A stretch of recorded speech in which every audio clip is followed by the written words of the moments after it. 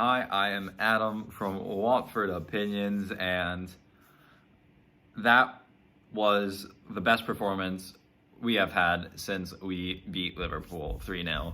I mean, there's no negatives to pull from that match, simply stated. I mean, 6-0. The first time we've won by 6 goals since I've been alive, for sure. And the formation changed. We did a 4-3-3 on the typical 4-4-2. Will Hughes started in the middle of the pitch.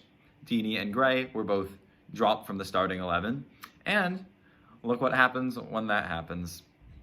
A performance like this. And as Ben Foster said on Hive Live during halftime, the players know they have this in them. The squad knows that they're actually this good. And these are the performances we expect now. We don't expect to win 6-0 week in and week out, obviously, but resounding wins like this and just sheer domination from the first minute to last we can expect that we should be able to expect that in most matches. And today that talent showed. Ismaila Sarr, 2 goals, 2 assists, maybe 3.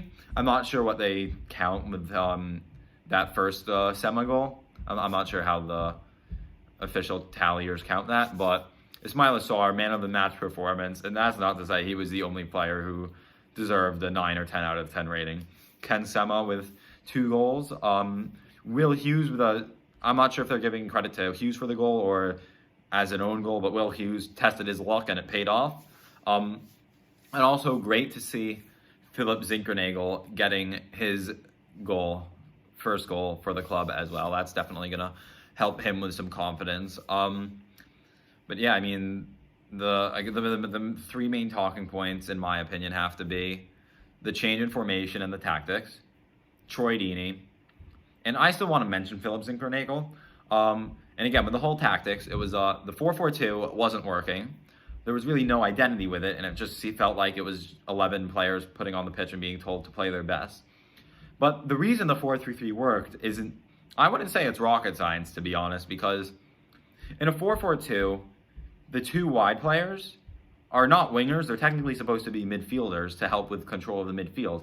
Because if they go and act like wingers and you're more of a 4-2-4 formation, then your midfield is going to be dominated because you only have 2 players in the midfield. If the opposition matches up with 2 or 3 midfielders, then it's going to be hard to control the midfield. The thing with the 4-3-3 is the wingers are meant to be wingers. The fullbacks can even make overlapping runs because control of the midfield is still solidified, especially having Will Hughes in the starting 11. The midfield control is further solidified. Dan Gosling even fit in well when he was called upon, so that's definitely nice to see. So the 4-3-3 was definitely the right choice here. Maybe a 4-2-3-1 would work, which is essentially just a 4-3-3 with a triangle in the midfield rather than a flat midfield. And that will just bring up my little point about Zinkernagel. It still seemed as if he was getting played in like sort of a flat midfield 3, which isn't his position. So I'm wishing to see more of him out wide. Again, with that being said, it's going to be hard to see anyone replacing Sema and Sarr out wide at the moment. So I understand Xisco trying to give him chances elsewhere on the pitch. But then again, Zinkernagel did get his debut goal. Unselfish play by Sarr to assist him. And that's also a hint of what Zinkernagel can offer because he knows when to make the runs. He's still speedy. And yeah, that's my whole thing with Zinkernagel. But it's definitely good to get that confidence building. Got some more minutes in his legs. So hopefully we'll see more of him in the future. And then the main talking point has to be down to Troy Deeney. No Troy Deeney minutes today. And a 6-0 victory. Now, again, Bristol City, they were a team low on confidence. They had a string of bad results. They were kind of in a similar boat to us where manager's job kind of on the line or hanging on by a thread. So Bristol City and us were in very similar positions even the entire season, both relatively strong starts and now with a bit of a weaker patch of form.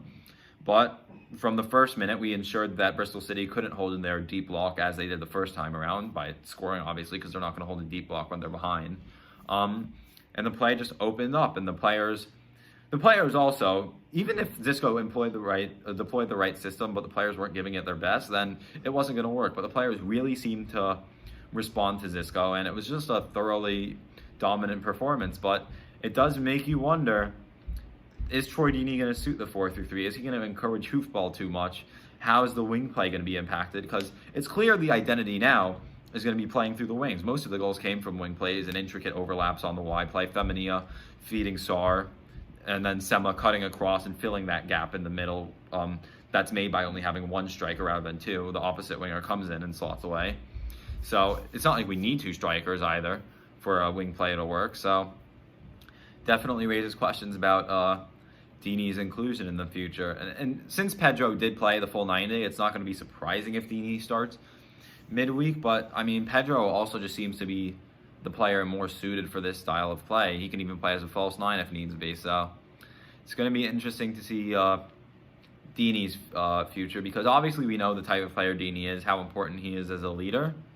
But it's also, I mean, the system that worked best didn't involve him, to simply state it. So it might be a tough pill for him to swallow, but if that's what works best, then maybe what's best for the team isn't for him to start, as important of a figure and as much of a legend as he is. Maybe the torch has to be passed now. So then again, we haven't seen Dini in the 4-3-3, so I don't think that conclusion should be made just yet, because maybe Dini will do better than Pedro in the 4-3-3, and maybe having him in the middle will provide a better target man for the wide play rather than encourage hoofball. So that conclusion can't be made just yet. But as of now, the complexion of the season's changed a bit, because before we were kind of looking below us and seeing the teams trying to catch up to us, but now with a 6-0 victory, there's no reason not to look back up. So thank you, and that was just a wonderful performance. I mean, it's hard to say otherwise or to think otherwise. Thank you.